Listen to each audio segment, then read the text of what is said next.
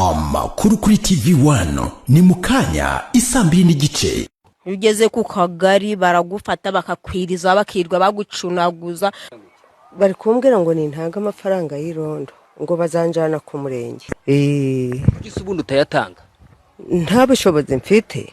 Naringiye kwitaba ku kagari kuko bavuze ngo nitabe saa 8. Ko wenda turifuza ko nibuze bayagabanya akaba 500 wabo wahingiye ico gihumbi ukakigabanya niki ukakigabana na wa munyerondo. Mudufashe tubashe kumenya abantu batwiciye abantu kuko nago biyishe. Basanze umwana baramukebanyije akaguru.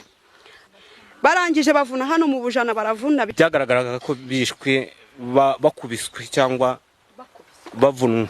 Niba wenda hari amakimbane bafite na nyirakuru wabo, ntabwo rero baye kujya gufata ziranzira karengane ngo bazica urubozo. Ni mukanya isambiri n'igice.